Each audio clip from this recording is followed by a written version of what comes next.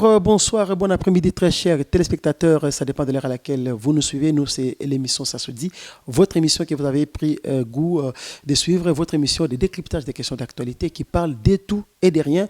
Dans Ça se dit, nous touchons tous les secteurs de la vie. On parle santé, on parle politique, on parle économie, on parle religion. Et aujourd'hui, dans Ça se dit, nous revenons avec une thématique qui fait parler d'elle au sein de la société.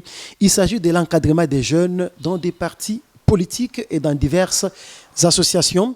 Voilà pourquoi nous avons invité pour vous dans Ça se dit M.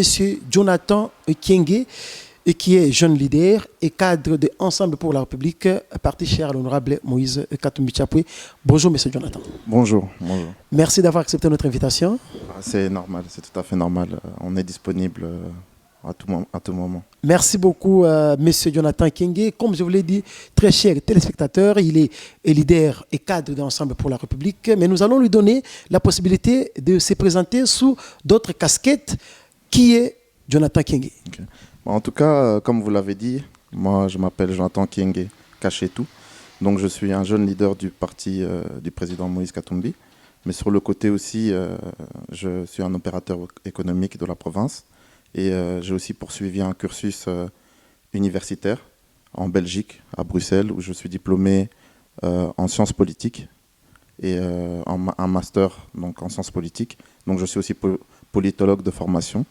Et j'ai aussi une ONG qui me tient à cœur, qui s'appelle SOS Enfants d'Eden, où j'essaye d'aider les plus démunis dans la province et un peu partout dans la ville de Lubumbashi.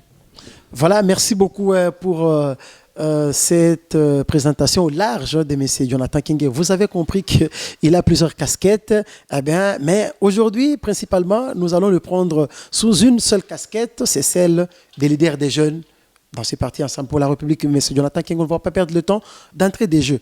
Quelle est la santé d'Ensemble pour la République? La santé du parti du président Moïse se porte super bien. Nous sommes en train de nous organiser parce que 2023 approche à grands pas. Et nous, en tant que jeunes, nous nous organisons petit à petit. Mais au niveau de la santé politique, tout se passe bien. Il ne faut pas suivre les critiques qu'il y a sur les réseaux. Tout se passe bien. On est en ordre de bataille, en tout cas. Ah, tout se passe bien. Vous êtes en ordre de bataille, effectivement, M. Kyenge Jonathan. Effectivement, vous l'avez dit, et nous les voyons Ensemble pour la République, beaucoup de sorties médiatiques. Il y a même certaines personnes qui vous accusent, qui disent non, vous faites de la pré-campagne, c'est interdit par la loi. Mais c'est quoi le message quand vous passez campagne porte-à-porte, pas une seule parcelle sans Moïse Katumbi? Bon, de manière générale, qu'est-ce qu'on peut retenir de ces messages? En tout cas, pour moi, c'est des critiques vraiment qui n'ont pas lieu d'être. Parce que, comme j'ai dit, moi, je l'ai évolué en Belgique aussi, où j'ai étudié les sciences politiques. Et c'est tout à fait normal, en fait, de faire des campagnes porte-à-porte. Parce que, justement, c'est être à l'écoute de la population. Quand nous faisons ce genre de campagne, on est à l'écoute de la population, on écoute les doléances de la population, on écoute ce que les gens ont besoin aussi. Et justement, nous montrons à ces personnes-là la vision du changement que le président Moïse aimerait apporter dans ce pays, dans ce magnifique pays qu'est la RDC. Et donc, ce n'est pas une pré-campagne, c'est juste écouter la doléance de la population et montrer une alternative aux souffrances que nous vivons maintenant. Effectivement, puisque vous parlez des changements, c'est-à-dire que tout n'est pas rose, tout ne va pas bien dans le pays par rapport à la gouvernance. Mais Ensemble pour la République, comment ce parti peut entendre résoudre ou apporter de la pierre à l'édifice dans la résolution des crises sociales au cas où vous aurez les affaires en main, M. Jonathan? Il n'est un secret pour personne. À chaque rentrée scolaire, par exemple, il y a toujours menace de grève des enseignants. Dernièrement, c'était le médecin qui était en grève. On a peur que demain, ce soit les magistrats, pourquoi pas les infirmiers et tout ça. Bon, toutes les crises sociales, comment Ensemble pour la République peut les résoudre une fois à faire, d'après vous? Je pense que c'est simple, en fait, de résoudre ces crises-là. En fait, si Ensemble prend le pouvoir aujourd'hui, nous allons initier des réformes de façon à pérenniser le bon fonctionnement de ces institutions. Et donc, en initiant ces réformes à l'Assemblée, nous allons détecter tous les mauvais fonctionnements et éradiquer tout ça. Et pouvoir aussi donner les moyens à ces institutions de fonctionner. Et pas seulement dans un mandat, mais donc vraiment façon à pérenniser dans le temps pour qu'il n'y ait plus ce genre de crise sociale en fait. En fait, c'est un marqueur, cette crise-là, c'est un marqueur que nous arrivons à certaines limites en fait, par rapport à la loi, par rapport au fonctionnement de ces institutions. Et il faut renouveler, il faut insuffler un nouveau souffle. Voilà. Donc vous pensez que les réformes suffisent pour pouvoir mettre fin aux crises sociales? En tout cas, c'est un bon commencement. C'est l'outil sur lequel on peut s'appuyer et qui peut pérenniser vraiment et résoudre ces problèmes-là à long terme. Je pense que c'est un levier essentiel, en fait, oui, sur lequel on peut appuyer pour résoudre ces crises-là. Voilà.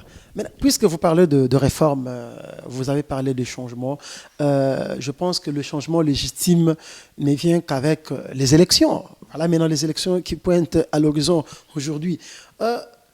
Aujourd'hui, est-ce qu'on peut dire qu'Ensemble pour la République est content du processus électoral? Ou comment vous évaluez le processus électoral? D'abord de la mise sur pied de l'équipe de la CENI, en passant par l'arrivée des kits électoraux et même certaines formations initiées par la CENI. Et il y en a même certains membres du bureau qui étaient à l'étranger, parce qu'il faut dire que la diaspora va aussi voter. Alors, vous évaluez comment ce processus électoral en RDC?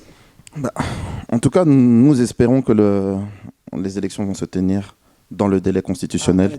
Nous insistons pour ça. Mais je pense que le processus électoral a entaché déjà, il y a plusieurs choses qui n'ont pas bien fonctionné. Et je pense qu'on a oublié en fait que le processus électoral doit être un accord d'un consensus politique. De tout le monde doit être d'accord, tout le monde doit se retrouver dans ce processus électoral parce que les élections doivent être inclusives. Donc je pense que pour l'instant, on n'est pas parti sur un bon pied, mais on espère qu'on va pouvoir rectifier le tir en fait. Donc vous pensez que les élections vont se tenir dans les délais constitutionnels, effectivement. Maintenant, avec l'actuelle équipe de la CENI, l'actuelle équipe qui est à la tête de la CENI, dirigée par M. Denis Kadima, pensez-vous que le scrutin sera crédible, d'après vous? Parce qu'il faut dire que M. Kadima n'avait pas fait l'unanimité.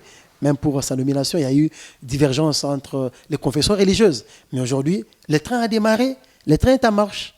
Pensez-vous qu'elles seront crédibles, ces élections? En tout cas, nous allons tout faire pour qu'elles soient crédibles. Et si elles ne sont pas crédibles ou qu'on remarque que les choses ne vont pas, je pense que la population congolaise aujourd'hui est éveillée et va se mettre debout. Parce que les élections, ce n'est pas seulement quelque chose de façade. C'est vraiment un pouvoir que la population donne à ses dirigeants. Donc c'est un pouvoir souverain et c'est un acquis en fait, constitutionnel qui doit être défendu jusqu'au sacrifice suprême. Et j'espère en tout cas pour M. Denis Kadima qu'il va s'enquérir de ses tâches et vraiment aller dans des élections crédibles et inclusives. Oui, puisque nous sommes sur le chapitre des élections, M. Jonathan Kienge, jeune leader politique d'Ensemble pour la République, ça se dit, ça se raconte que la communauté internationale, donc il y a eu les États-Unis, la Grande-Bretagne, même la France, donc la communauté internationale de manière générale, elle insiste sur l'inclusivité des élections, voyez-vous. Donc c'est vrai, nous ici nous disons transparente, et tout, mais d'après la communauté internationale, il faut que les élections soient inclusives, donc pas d'exclusion. Vous êtes de cet avis? Si oui, pourquoi? Totalement, parce que comme je vous l'ai expliqué tout de suite, les élections, c'est un acquis constitutionnel, c'est un droit constitutionnel à la population. On ne peut pas négocier les élections. Donc elles doivent être inclusives. C'est un droit. Et là, au-delà de la communauté internationale, c'est aussi à la population congolaise déjà de pouvoir marquer aussi, montrer qu'on ne négocie pas avec les élections. Donc, voilà. Mais maintenant, que répondez-vous à ceux qui vous taquinent un peu? C'est vrai, vous avez parlé des critiques sur les réseaux sociaux. Il y en a qui disent que non, quand on parle de l'inclusivité des élections, c'est pour que Moïse Katumbi y prenne part, parce qu'on est en train de voir que peut-être il sera exclu des élections. Est-ce que vous, l'inclusivité, vous la voyez autour de la personne de Katumbi ou bien pour tous les Congolais entiers? Non, l'inclusivité ne tourne pas autour du président Moïse. C'est pour tous les Congolais. C'est pour tous les Congolais. Que ce soit le président Moïse, que n'importe qui aujourd'hui veut se présenter aux élections, et il doit se retrouver en fait dans ce processus et se dire que voilà, c'est un processus équitable et que tout le monde peut rentrer dedans en fait. Ça ne tourne pas autour du président Moïse. C'est une fixette qu'on fait autour de lui, mais pas du tout. Voilà. Monsieur Kienge Jonathan, Il y a la guerre à l'est de la RDC, il n'est un secret pour personne. Et il y a les soutiens qui viennent de partout. On a vu même en Afrique du Sud, il y a eu même des Congolais qui ont aussi marché. Et ici, dans la province du Haut-Katanga, il y a eu une marche qui a été organisée de soutien au FARDC. Et on a vu beaucoup de jeunes d'Ensemble pour la République. Ils ont pris part à cette marche de soutien au FARDC. C'est quoi la motivation? En fait, on a voulu marquer un soutien à nos vaillants militaires qui se battent pour nous à l'Est et qui meurent tous les jours pour défendre notre mère patrie. Et je pense que ça, c'est défendre la mère patrie jusqu'au sacrifice suprême. C'est quelque chose qu'on ne peut pas négliger. Et donc, on a voulu marcher pour montrer notre mécontentement par rapport à l'agression qui se passe à l'Est, à nos mères qui sont violées tous les jours, à nos enfants qui sont ravis. C'est vraiment une honte. Et nous, Congolais, parce que pour moi, la priorité, c'est le Congolais, c'est à nous de défendre notre pays. Et c'est pour ça qu'on a voulu marcher pour vraiment marquer notre mécontentement et soutenir nos forces armées. Voilà. Puisque vous êtes un jeune leader politique, M. Jonathan Kienge, selon vous, pour que la paix totale revienne à l'est de la RDC, qu'est-ce qu'il faudra faire, à votre avis? Je pense que la première des choses à faire, c'est une réforme profonde de l'institution qui est l'armée. Je pense qu'on ne dote pas assez l'armée des moyens qu'on veut en fait. Parce que c'est bien d'appeler des armées étrangères sur le pays, mais c'est dangereux aussi. Je pense que la première des choses, c'est vraiment armer les FARDC, que ça soit une armée républicaine digne de ce nom, leur standard. Donner des bons moyens. Des moyens, exactement. Mais avant ça, d'initier des réformes, c'est toujours important les réformes parce que ça pérennise l'action dans le temps en fait. Donc, nous retenons que pour M. Jonathan Kienge, afin que la paix revienne à l'Est, il faut une réforme d'abord de l'armée pour que cela soit vraiment perpétuel. Merci beaucoup, M. Jonathan Kienge. Je vous avais présenté au début de cette émission que vous êtes leader des jeunes Ensemble pour la République, un parti cher à l'honorable Moïse Katumbi Chapwe, que nous saluons en passant. Parlons un peu de votre président national, Moïse Katumbi. À l'époque où il était gouverneur de la grande province du Katanga, on se souvient toujours de cette bonne gouvernance qui caractérisait son action gouvernementale. Il était passé par rapport au budget de la province. Le budget de la province, à son époque, il était passé de 21 millions de dollars, si je ne m'abuse, à 1 milliard de dollars américains. C'était une performance budgétaire jamais réalisée, un record qui a été battu. C'est vrai que c'est depuis 2015 ou 2016. Mais puisque des bons exemples, il faut les copier. C'était quoi d'abord le secret pour qu'on en arrive là? Je pense que le secret de notre président Moïse Katumbi, c'est avant tout, c'est une personne qui est à l'écoute de la population. Parce que si vous avez vu lors de son mandat, le président Moïse n'hésitait pas à descendre et écouter les gens et aller même à la frontière, à Kasumbalesa, regarder comment les camions passent. C'est vraiment cet amour de la population et de cette écoute. Je dirais vraiment, c'est ce caractère, il est à l'écoute des personnes. Malgré son statut, c'est quelqu'un qui écoute les doléances des gens et qui essaye de faire le mieux par rapport à ce que les gens disent. Je pense que il n'y a pas de secret. C'est l'amour du pays et le travail ensuite. Et c'est ce que le président Moïse a appliqué pendant sa gouvernance. Et c'est comme ça que vous voyez que Moïse Katumbi, c'est 2500 km de routes asphaltées lors de son mandat. C'est plus de 500 écoles dans le Haut-Katanga qu'il a construit. On est passé de 300 élèves qui étaient scolarisés à plus de 3 millions. Donc c'est pas seulement le budget, c'est cet amour qu'il a pour le pays et c'est ça qui fait que je suis cet homme-là, parce que c'est un homme de valeur et c'est une personne de cœur. Et en tout cas, je pense que c'est une personne qui peut changer les choses dans ce pays, en tout cas. Je suis convaincu. Vous êtes convaincu que c'est vraiment l'oiseau rare qui peut changer les choses dans ce pays. Alors, au vu des performances que vous venez d'évoquer, que peut alors attendre le peuple congolais de Moïse Katumbi? Si aujourd'hui Moïse Katumbi prend la présidence du pays, s'il est élu à la magistrature suprême, je pense que, comme je l'ai dit, il n'y a pas de secret, c'est cet amour qu'il a pour le pays. Et il va vraiment mettre la main à la tâche pour essayer de résoudre et éradiquer tous les problèmes que nous connaissons maintenant. Il va initier des réformes, il va faire changer les choses, il va vraiment aller de l'avant pour que le pays fonctionne. Enfin, mettre le Congo sur les rails, en fait. Donc le pays, avec Moïse Katumbi à sa tête, on n'a pas à s'en faire, ça va aller. Ça va aller. Voilà, Monsieur Jonathan Kingé, nous avons parlé de la guerre de l'Est, nous avons parlé du soutien des jeunes d'Ensemble pour la République à nos vaillants soldats qui sont au front à l'Est de la RDC. Maintenant, je vais vous demander de vous adresser aux jeunes, les jeunes qui sont à l'Est de la RDC, puisque vous êtes leader des jeunes, ceux qui vivent les atrocités des guerres, qui vous suivent en ces moments. Qu'est-ce que vous leur dites? S'il vous plaît. En tout cas, le message que je peux adresser aux jeunes qui se trouvent dans l'Est, c'est courage, chers frères et sœurs. Nous, Congolais, nous sommes meurtris par ce qui se passe à l'Est là. Nous ne sommes pas indifférents aux actions qui se posent là-bas dans l'Est. Et nous allons soutenir, et nous allons continuer à marcher, à protester. Et par des actions concrètes, nous allons vous soutenir dans l'Est. En tout cas, ne vous découragez pas. Cette guerre est longue, mais nous la vaincrons. Maintenant, à d'autres jeunes, d'abord aux jeunes de Ensemble pour la République. Ils sont éparpillés partout. C'est quoi le message de leur jeune leader, Jonathan King? Aux jeunes de Ensemble politique, le message que je peux faire passer, en tout cas, c'est que soyons un. Donc soyons un derrière notre leader qui est le président Moïse Katumbi, mais aussi soyons un derrière notre mère patrie qui est le Congo, que nous aimons, et faisons tout pour défendre le Congo.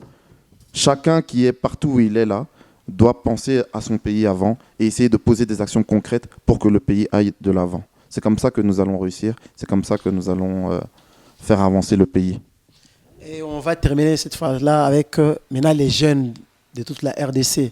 Parce que dans les discours du chef de l'État, son Excellence Félix-Antoine Tshisekedi, quand il s'est adressé à la nation par rapport à la guerre d'agression, il nous avait demandé à nous les Congolais de taire nos divergences politiques, de taire nos couleurs politiques, pour soutenir les FARDC et soutenir la RDC. Voilà pourquoi je vous demande aussi d'adresser un message à tous les jeunes de divers horizons, de diverses associations et de divers partis politiques qui vous écoutent. Qu'est-ce que vous leur dites? À tous les jeunes de la RDC, en tout cas, nous devons partager l'amour que nous avons pour le pays et vraiment que les personnes qui sont à l'Est doivent ressentir l'amour que nous avons pour eux. Ce n'est pas seulement rentrer dans l'armée, hein, parce qu'il y a des personnes qui sont faites pour rentrer dans l'armée, mais d'autres personnes qui peuvent apporter une aide différente. C'est-à-dire peut-être apporter des rations, apporter du soutien, apporter des choses qu'on peut apporter à l'armée pour aller de l'avant et à cette population qui souffre. Donc soyons un derrière le pays et soyons un derrière nos FARDC et soyons un derrière la population de Goma et de l'Est où les gens sont en train de suivre. En tout cas, c'est à nous de faire changer les choses, c'est à nous la jeunesse de se lever. Merci beaucoup. C'était là le message de M. Jonathan Kingé, jeune leader et cadre d'Ensemble pour la République. C'était ce message qu'il a adressé aux jeunes meurtris de l'Est. Il a adressé un message aux jeunes de son parti politique Ensemble pour la République et aux jeunes de toute la RDC. Très chers téléspectateurs, c'est Eparsi qui prend fin ce numéro de Ça se dit. En guise de rappel, nous avons invité pour vous M. Jonathan King, jeune leader et cadre d'Ensemble pour la République. Avec lui, nous avons évoqué la thématique de l'encadrement des jeunes dans des partis politiques et principalement au sein de Ensemble pour la République. Avec lui, nous avons évoqué le processus électoral et aussi la gouvernance de Moïse Katumbi à l'époque où il était gouverneur du Grand Katanga. Et ainsi, nous vous disons merci, M. Jonathan, merci d'avoir accepté notre invitation. Merci à vous, en tout cas, merci. Merci. Un grand merci s'adresse aussi à notre directeur général, Freddy Tchishika, pour la supervision. Nous remercions M. Patrick Kitenge pour la programmation, Pichakole et toute l'équipe technique, et même Gelor Chamba pour la réalisation. Grand merci à vous tous qui nous avez suivis. Ça se dit au prochain numéro. Merci beaucoup. Merci.